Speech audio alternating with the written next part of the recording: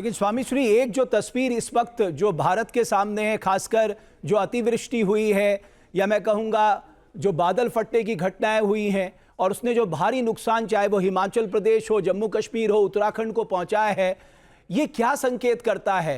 क्या ये मानव निर्मित आपदा है या आप भी कहते हैं साहब हम दैवी आपदा मान के इसे भूल जाएं? ये आपके अंधाधुंध पहाड़ के दोहन का मामला है। आप निरंतर पहाड़ों को हिलाते चले जा रहे हैं, ब्लास्ट करते चले जा रहे हैं। आप अपनी सुविधा के लिए पहाड़ों के जीवन को खतरे में डाल रहे हैं, तो पहाड़ क्या करेगा? फिर भी भगवान की कृपा है वहाँ के लोगों के ऊपर की, फिर भी जितना होना चाहिए अभी कमी हो रहा है। लेकिन अगर अभी भी आप सचेत नहीं होते हैं तो आगे और भी हो सकता है। अभी देखिए, जो परियोजनाएं पहले से चल रही थीं, इन घटनाओं के बाद उन पे अंकुश लगाया जाना चाहिए था, पुनर्विचार किया जाना चाहिए था। लेकिन अभी पता चल रहा है कि सब परियोजनाओं को फिर से खोला जा रहा है। तो इसका मतलब है कि जो कुछ घटना घट रही है इससे अभी हम कुछ सीख नहीं रहे हैं। इसका मतलब है कि अभी और बड़ी आपदाओं को हम निमंत्रण दे रहे हैं, और जब हम न्योता देंगे आपदाओं को तो वो तो आने वाली हैं। ये मानव निर्मित है, किसी तरह से दैवी कोई प्रकोप नहीं है। स्वामी श्री, एक जो इस बार एक अलग सी परिस्थिति सामने आई है कि पितृपक्ष में 2 ग्रहण लग रहे हैं, और ऐसा पहले सुनने में नहीं आया। मैं कई लोगों को सुन रहा था और उन्होंने कहा है कि ये अच्छा संकेत नहीं है। मैं आपके मुखार बिंदु से सुनना चाहूंगा कि इसे किस तरह से लोग देखें। क्या लोगों के मन में जो डर बैठाया जा रहा है वो सही है? देखिए, डर की बात तो कुछ नहीं है। जो ग्रहण का काल होता है वो बड़ा पुण्य का काल होता है, और इसका रहस्य जानने वाले लोग ग्रहण का लाभ उठाते हैं। ग्रहण काल में स्पर्श से लेकर के मोक्ष तक अगर गुरु मंत्र का जप कर दिया जाए तो पुरस्चरण का फल प्राप्त हो जाता है। तो पितृपक्ष में इस बार हम इसको दूसरे ढंग से देखते हैं, और इस ढंग से देखते हैं कि हमको दोहरा लाभ दिया जा रहा है। चंद्र ग्रहण में भी हमने जप कर लिया, एक पुरस्चरण हमारा हो गया, और आगे सूर्य ग्रहण आ रहा है उसमें भी जप करके एक और पुरस्चरण कर लेंगे। तो कम समय में 2 पुरस्चरण का फल हमको जहाँ प्राप्त हो रहा हो, वहाँ हमको किस बात का भय है? हमको तो प्रसन्न होना चाहिए कि हमको अच्छा अवसर मिल रहा है। स्वामी श्री, एक अवैध धर्मांतरण के बीच में बहुत सारी खबरें आ रही थी, और खासकर उत्तर प्रदेश में तो एक मौलाना छांगुर ने पूरा व्यवस्था ही चला रखी थी। तो आपको लगता है कि ये एक बहुत बड़ी चुनौती है भारतवर्ष के सामने अवैध धर्मांतरण? बात यह है कि एक दिन में कर दिया था वो छांगुर ने, एक दिन में तो नहीं किया था ना। कई वर्षों से निरंतर कार्य कर रहा था। तो ये सरकारें कहाँ सोई हुई थी? इनका जो विभाग है जानकारी देने वाला, वो कहाँ सोया हुआ था? ये जो दूसरे लोग हैं वो कहाँ सोए हुए थे? तो आप जब एक बात निकल करके सामने आ जाती है तब ये सब चिंता करते हैं, लेकिन अंदर से सब जानते रहते हैं। जब तक पब्लिक बात नहीं होती है तब तक सब चलता रहता है। तो इसका मतलब है कि ये मिली भगत से होता है, और जब तक मिली भगत रहेगी जाने कितने छांगुर आएंगे और जाने कितना धर्मांतरण कराते चले जाएंगे। ये मिली भगत का मामला है, इसीलिए ये बंद नहीं हो सकता है, ये होता ही रहेगा। मैं आपका एक बड़ा कठोर बयान सुन रहा था जिसमें आपने कहा कि सभी ज्योतिषाचार्यों और भविष्य वक्ताओं को जेल भेज देना चाहिए। आप इतने कठोर क्यों हो गए उनके उस पर? अब हमको ध्यान नहीं है कि कहाँ किस प्रसंग में हमने ये कहा, लेकिन हमारा ये कहना है कि जो लोग भविष्य को जानते हैं उनको कम से कम ऐसे स्थानों पर तो अपनी विद्या का प्रयोग करना चाहिए जहाँ बहुत बड़े जनधन की हानि होने वाली है।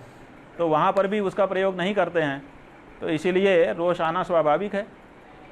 अगर आपके पास यंत्र है, आप भविष्य देख सकते हो, तो क्यों हमको सचेत नहीं कर? कम से कम सचेत तो कर दो। जैसे मौसम विभाग बोल देता है कि कल वर्षा बहुत तेज़ होने वाली है, सब लोग बच के रहना, ऐसे ही आप सचेत तो कर दो कि ये होने वाला है, बच के रहना।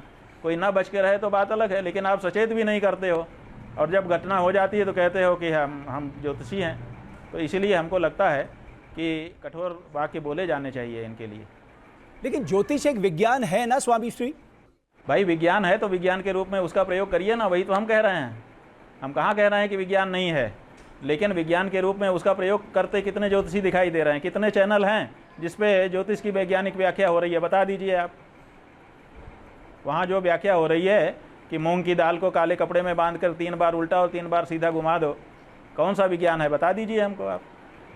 और अगर उसके बारे में भी हमसे आप कहते हैं कि हम उसे बहुत शहद लगा करके जेब में तब बोलें, तो फिर हम विचार करेंगे आपकी बात, क्योंकि आपको हम बहुत मानते हैं। शंकराचार्य जी, आप तो सनातन धर्म के सर्वे सर्वा हैं।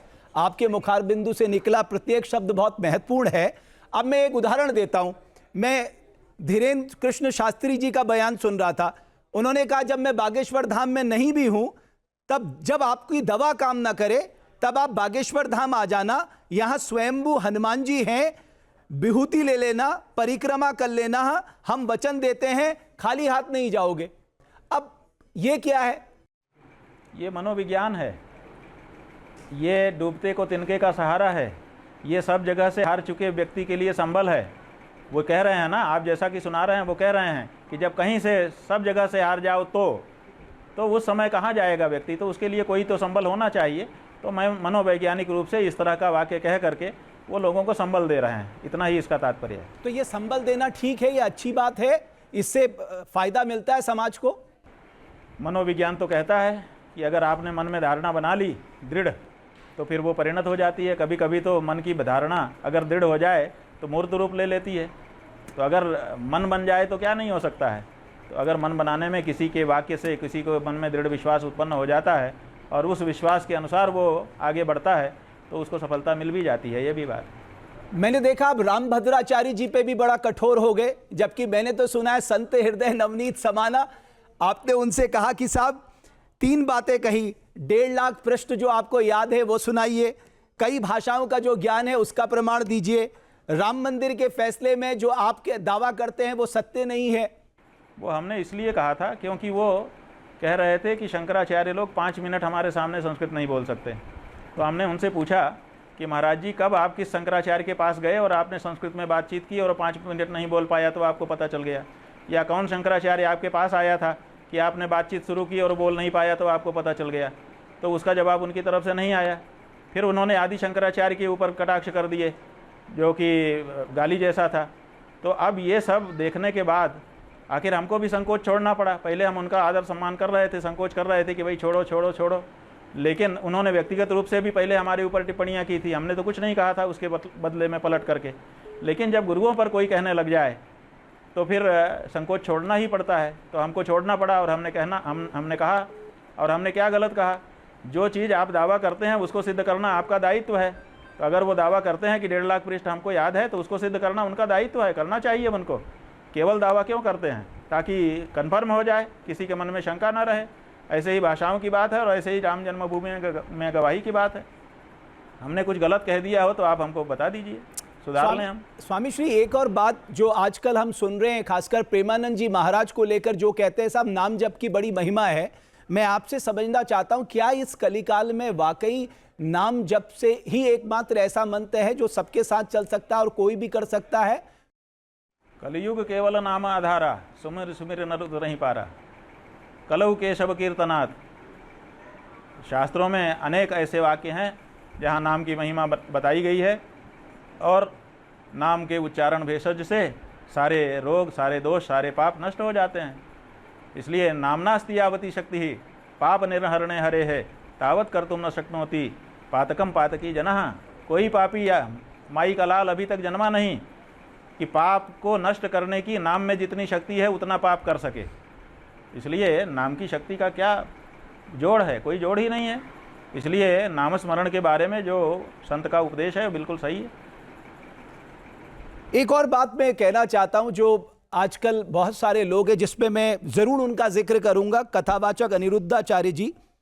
वो कुछ ऐसी टिप्पणियां करते हैं जिसको लेकर समाज में बहुत बवाल मचता है। बाद में वो कई बार माफी भी मांग लेते हैं, कई बार वो कहते हैं कि साहब जो दोषी है उसको मिर्ची लग रही है।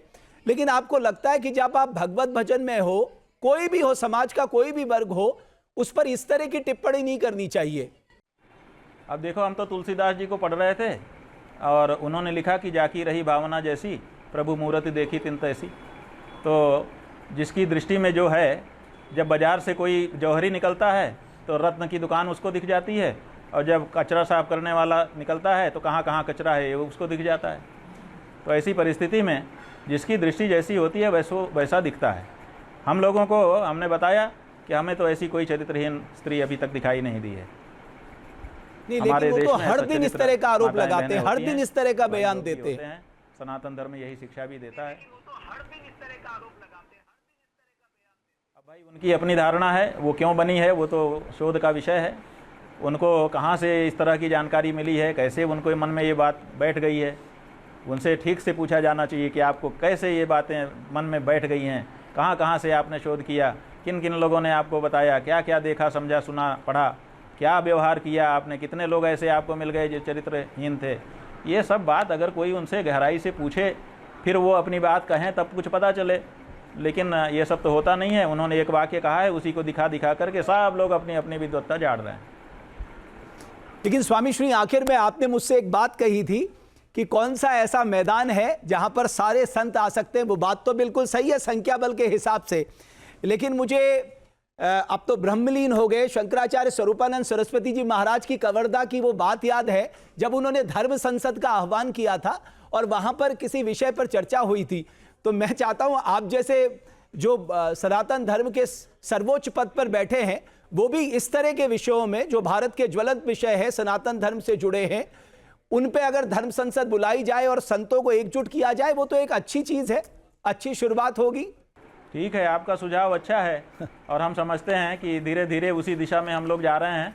वो दिन आएगा जब देश के सभी विशिष्ट संत आप संतुष्ट होंगे, कहेंगे कि हाँ, आज हमने विराट स्वरूप संतों का देखा है।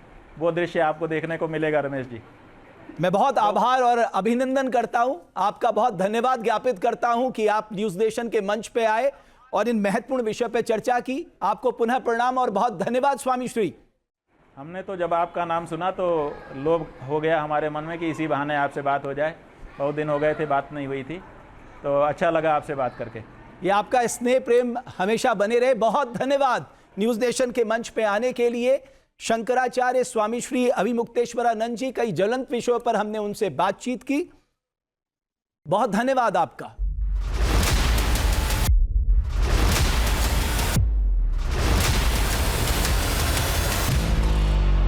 जहाँ भक्ति है हर शब्द में, कथाओं में छुपे हैं दिव्य रहस्य और ज्योतिष देता है जीवन को दिशा। धर्म से जुड़ी हर बातों को जानने के लिए हमारे चैनल स्तुति को सब्सक्राइब करें।